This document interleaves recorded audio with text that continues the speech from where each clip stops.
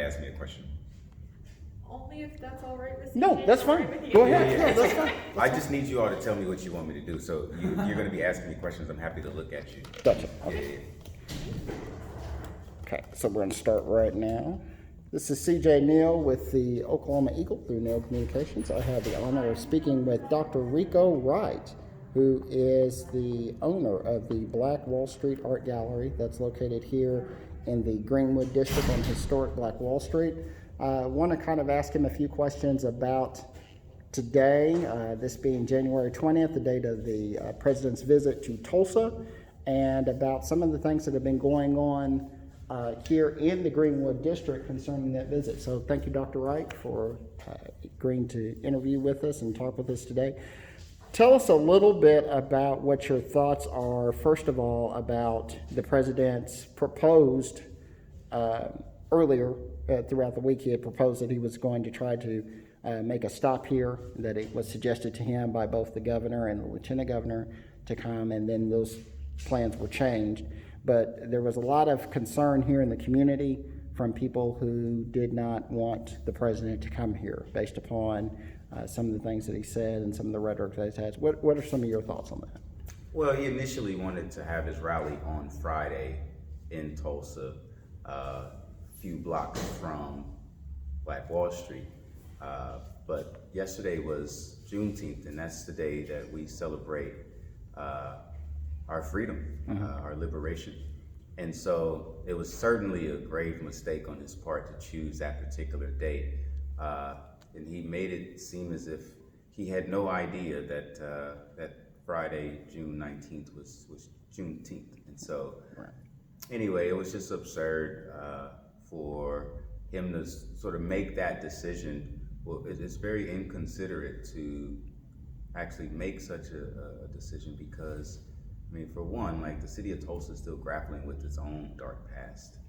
We haven't gotten to a point where we're healed as a city. We're not even getting past the threshold of acknowledging and apologizing for what happened, right? Right. There are certain people who need to make certain that they do that in order for us to even get to a point of healing and uniting. And so you imagine the president of the free world making such a decision as that. You can certainly tell that he had his total disregard for our celebration.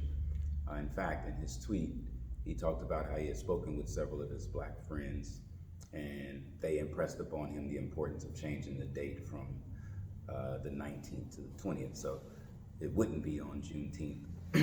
However, like he failed to mention that, hey, you know what? I made a mistake. It was an oversight on our part, and I'd like to apologize for that. We'll be moving from Friday to Saturday, and also I'm going to choose to celebrate with you all on Friday. Okay. But that's not the type of leader that we have in the President of the United States, and so I wasn't surprised at all. He still chose to have it in Tulsa after learning more about the people's disdain for his coming, knowing that we're embarking on the centennial anniversary of the massacre. We just recently celebrated the 99th. Well, didn't celebrate, but we commemorated.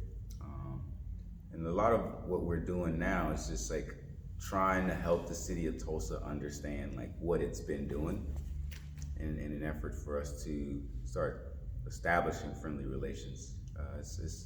There's a lot of work that we have to do.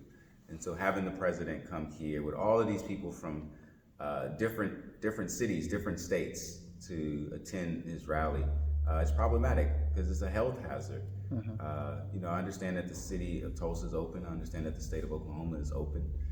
Businesses are back open. People are sort of regaining some normalcy, but you have hundreds of thousands of people coming to our city. Think about how that could potentially affect the citizens of Tulsa.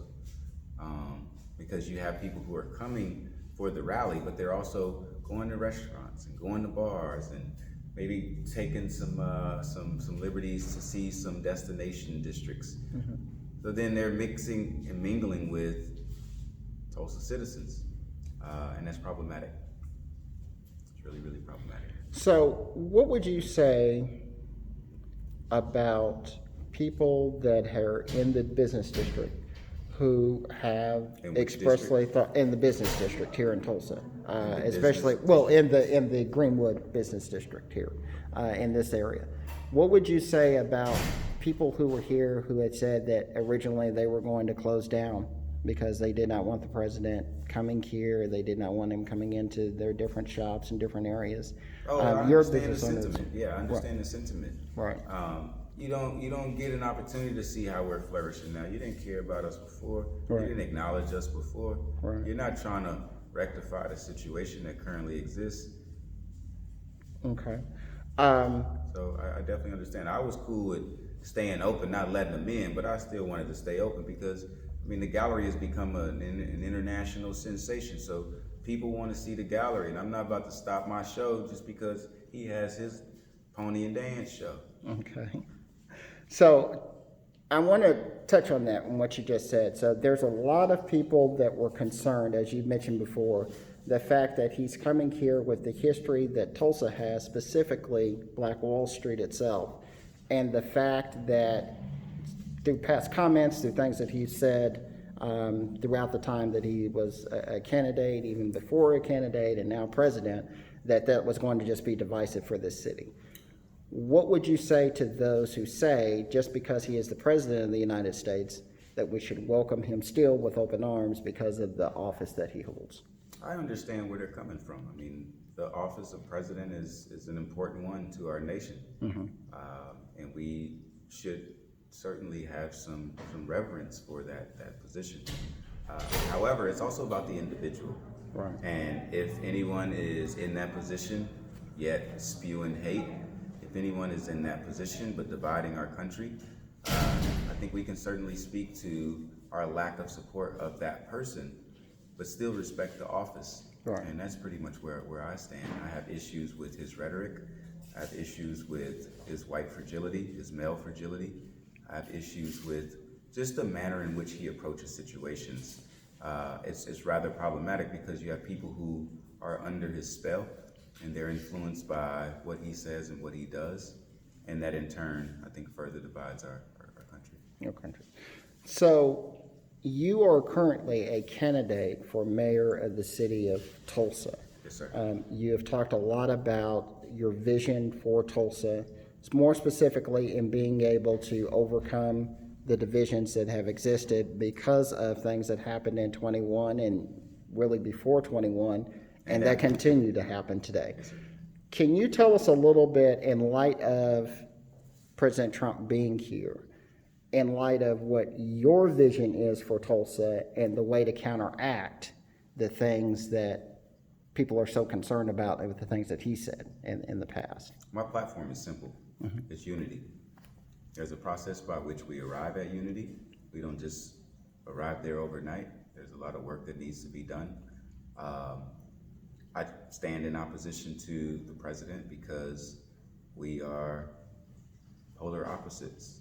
My platform, my vision is the antithesis of his. And the world right now needs great leaders. I consider myself a great leader.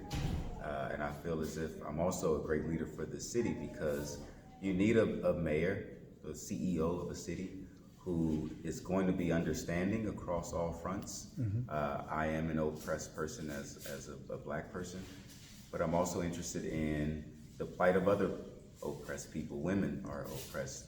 The LGBTQ community is oppressed. Muslims in Tulsa are oppressed. And so I want all oppressed people to stand in solidarity with one another. And with the current state of things, we're still dealing with segregation in Tulsa. No grocery stores in Tulsa, North Tulsa, no hospitals, all of these wide disparities and inequities and injustices. Like we've got to have a leader who's going to stand up and be honest about it, rather than saying that race, for example, had nothing to do with Terrence Crutcher's death, and it always being so preoccupied with protecting the police and protecting certain interests of the city. I'm on record saying that he's spineless. Now, can I say hate to the mayor? Absolutely. But the type of work that he's done is not helping us to move Tulsa forward. And so I definitely say that it's time for a change. You know, it's not about whether I like the mayor as a person. It's about whether he's effective in his job. Okay. And as of late, he's shown that he's ineffective. Okay. I have one more question, and then you guys can ask any questions that you might have. But the last question is concerning specifically what you've mentioned about the mayor and about his leadership. Or the lack thereof. Or the lack thereof. Thank you. So the question has been about specifically not just this event, but things in the past. But to address this, the BOK issued a statement saying that if the mayor had ordered them not to have this event, that they would have canceled it. Others have said that the mayor has flip-flopped. First he issued the curfew, then the president contacts him, and he rescinds the curfew as of yesterday. With all of that being said, you're running for mayor. If you were the mayor of Tulsa right now, what would have been your response that would have been different from what Mayor Bynum's response was? Well, first of all, I would have been opposed to it altogether because I wouldn't want Trump in my city. But the way in which I would have gone about it was made it a health hazard announcement and saying that in protection of our citizens, we would not be allowing such an event due to the tumultuous potential damage that we'd have to endure after he's gone.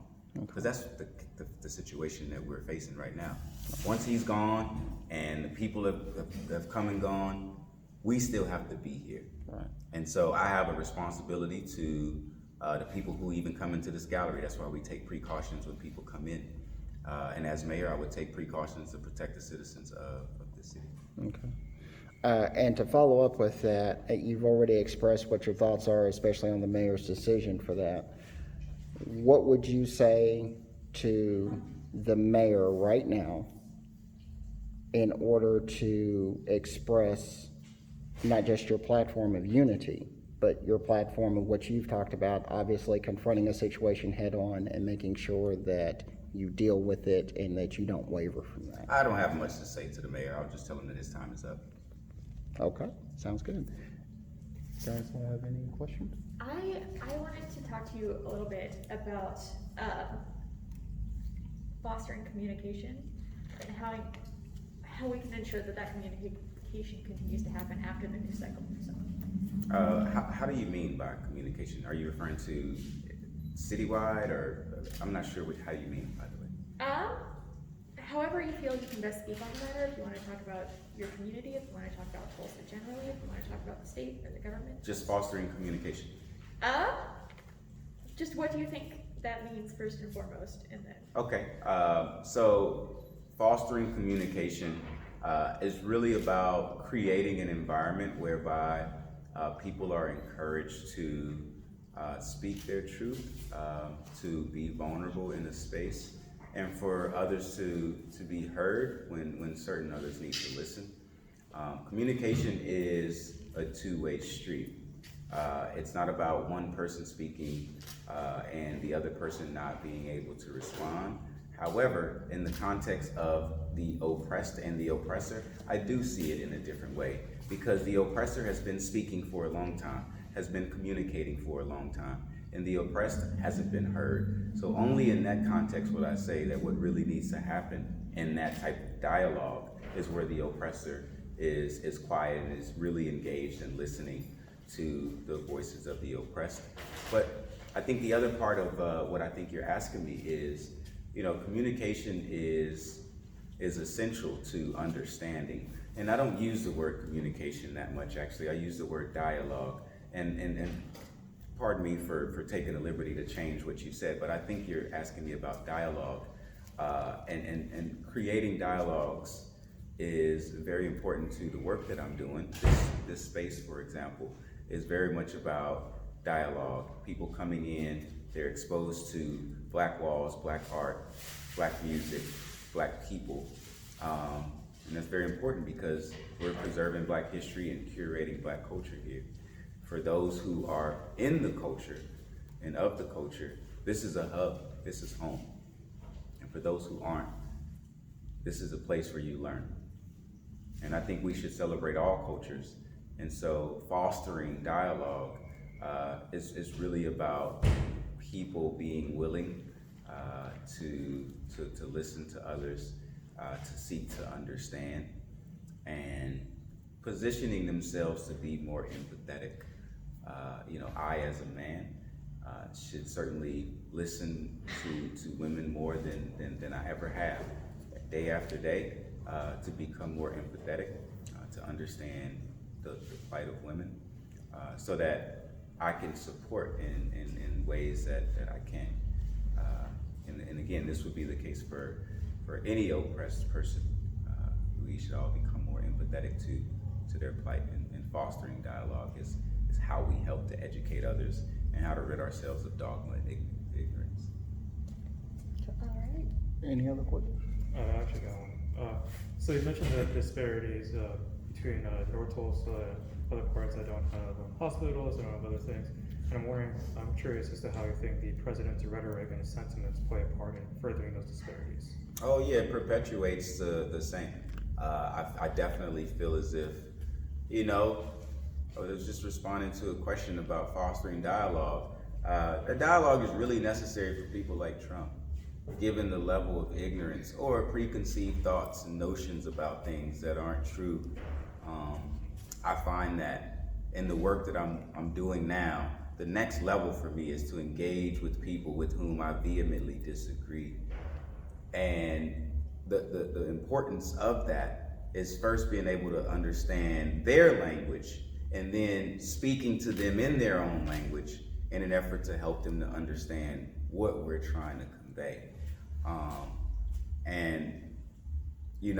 Tulsa has only recently begun dealing with like what's happening and what's been happening.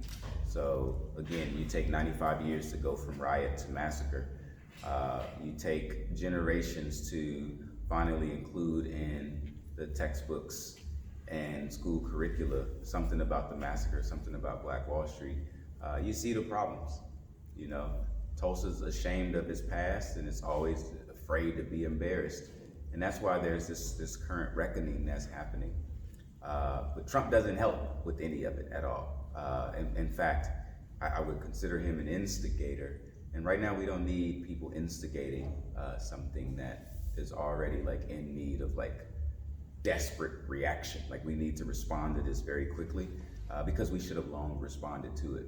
I think this is not just a Tulsa issue, right? Like with Trump, it's on a global scale that he spews this type of hate and that he has the rhetoric that he has. With that level of power, you have to imagine the number of people who are influenced by that, and they move in such a way because he moves in such a way, and that it just makes our work on the social justice side that much harder. Okay. Any other I questions? think I'm good. Okay. Thank you.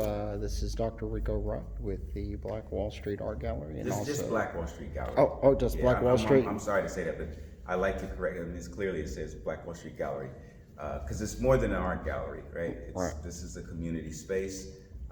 We have other businesses in here like Stratford and Smitherman, the clothing brand. There's going to be Needle and Wax, a record store. But we use this as bait. We use art as bait to get people in the door so we can have dialogue, so we can foster communication, right? But it's Black Wall Street Gallery. Okay.